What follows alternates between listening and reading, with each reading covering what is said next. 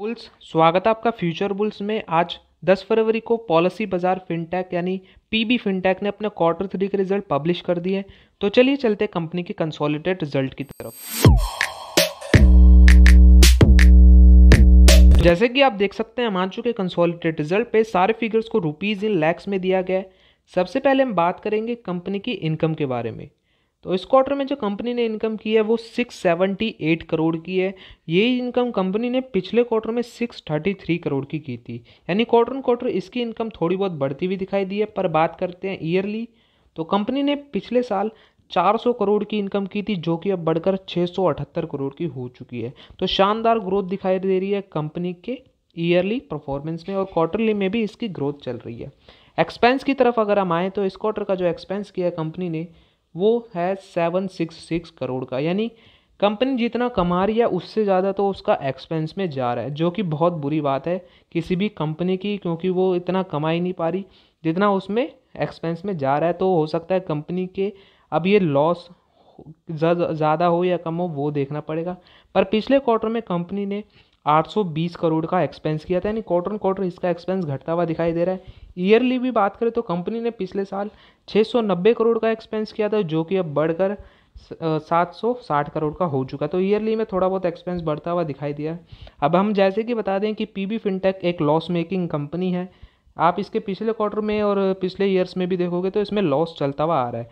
तो इस क्वार्टर का जो आप लॉस देखते हैं कि कम हुआ है या ज़्यादा हुआ है, तो इस क्वार्टर में लॉस निकल के आया वो है 87 करोड़ का।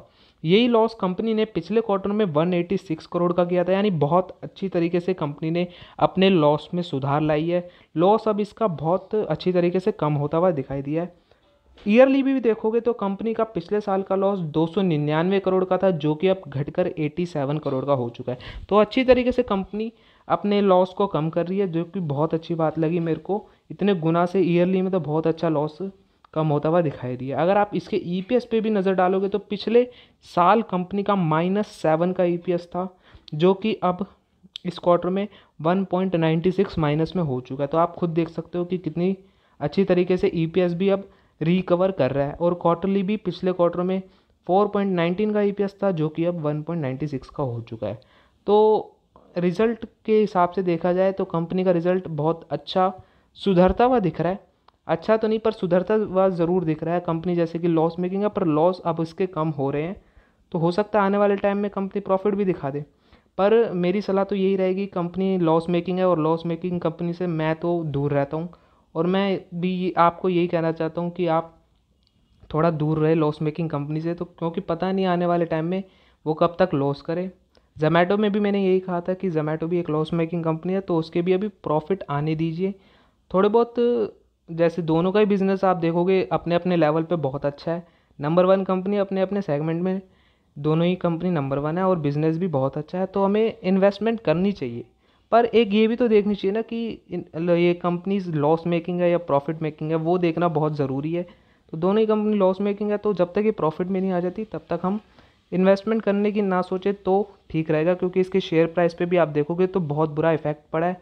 60% डाउन चल रहा है इसका शेयर प्राइस। अब पता नहीं कब ये रिकवर हो, पर हाँ ये मैं ज़रूर कह सकता हूँ कि जिस तरीके से इसने अपने लॉस कम किया, तो शॉर्ट टर्म के लिए अच्छा खासा पंप देखने को मिल सकता है इसके शेयर पे। तो उस वजह से आप इसमें थोड़ा फंसे ना, तो ये पंप कुछ टाइम के लिए होगा, हो सकता है बाद में कंपनी दोबारा नीचे आ जाए।